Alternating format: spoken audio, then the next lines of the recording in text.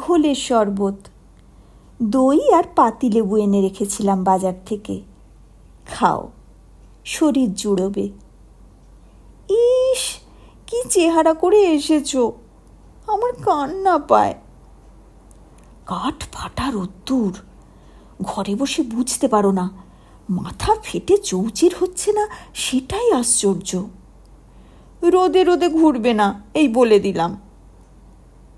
অখিলের কৌতুক লাগে এই রকম বেহিসেবি আবদারে। ঘুরবে না? তবে কি বাড়ি এসে চাকরি দিয়ে যাবে? ঘুরে ঘুরেও তো হয় না কিছু। বর্ষা পড়ুক, সৃষ্টি ঠান্ডা হোক, তখন চাকরি খোঁজো।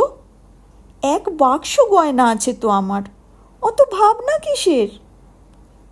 অখিল শিউরে ওঠে। তোমার গয়নায় পেট চালাতে হবে? অসম্ভব। দায় বেদায় লাগে বলেই তো গয়না। কোনো কাজে আসবে না তো সোনার বোঝা বয়ে বেড়ানো কিসের জন্যে? অখিল উত্তেজিত হয়ে বলল, জীবন যায় সে শিকার, তোমার গয়না নিতে পারবো না। শোঁ করে এক চুমুকে শরবত খেয়ে নিয়ে ক্লান্তিতে সে শুয়ে পড়ল। চোখ মুজে 1/2 ঘন্টা খানেক কাটল এমনি। তারপর উঠে বসে চিন্তিত মুখে অখিল বিড়ি ধরালো। সুরমা আয়নায় দাঁড়িয়ে উড়ন্ত চুলগুলো ঠিক করছিল। শৌখিন মেয়ে, সর্বদা ছিমছাম হয়ে থাকতে ভালোবাসে। মৃদু হেসে সুরমা বলে, খুব একচোট ঝগড়া হয়ে গেল ওপরের ফ্ল্যাটে লিলিদির সঙ্গে। লোকে যে কত রকমের শত্রুতা সাধতে চায়। ওর বর নাকি রেসের মাঠে তোমায় দেখে এসেছে। অখিল বলে, মাঠে নয়, মাঠের পাশে বটতলায়।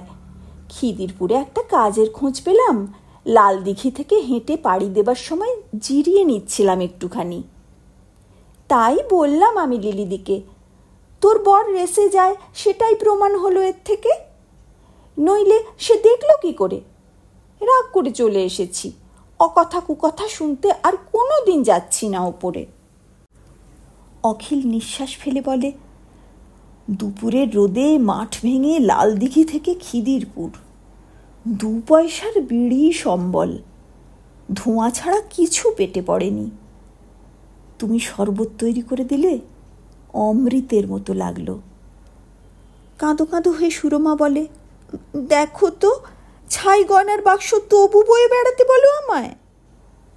কিন্তু অখিল কিছুতে শুনবে না। জীবন যাবে তবু নয়। আমার বোতাম আংটি রয়েছে, তাই বন্ধক দেব। চাকরি হলে আবার ছাড়িয়ে আনা যাবে। সুরমারও তেমনি জেদ। জীবন যাবে তবু তোমার শখের জিনিসে হাত দিতে দেব না। আমার বলে এত গয়না। চাটুজ্জে দম্পতি পাশের ঘরের ভাড়াটে। শনিবারে আজ চাটুজ্জে মশাই সকাল সকাল অফিস থেকে ফিরেছেন। এদের মনোহর কলহ উপভোগ করছেন তারা দরজার ওধার থেকে। চাটুজ্জে গিন্নি বলেন, শুনছ? শুনে শেখো। কানের মাকড়ি জোড়া তুমি বেচে দিয়েছিলে, বিয়ের বছরটাও পেরোতে দাওনি। চাটুজ্জেও বলেন, ছেলে মানুষ বউটি কি বলছে শোনো একটু কান পেতে। বুড়ো হয়ে গিয়েছ, সেই মাকড়ির শোক আজ অবধি ভুলতে পারলে না। অখিল ঘুমিয়ে পড়লে সুরমা ছুটল উপরতলায় লিলি অর্থাৎ লীলাবতীর কাছে। সাড়া দিতে লিলি বেরিয়ে এলো। এই রাত্রে? আজকে আবার আংটি বোতামের বায়না ধরেছে। সব গেছে, শনির দৃষ্টিতে এ দুটিও থাকবে না।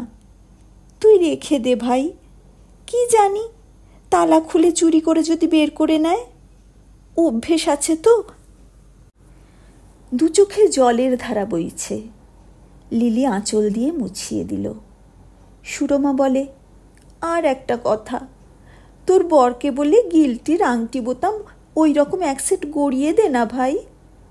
আমার সর্বস্ব ঘুঁচিয়ে ও যেমন গিলটির গয়নায় বাক্স ভরিয়ে রেখেছে, ঠিক তেমনি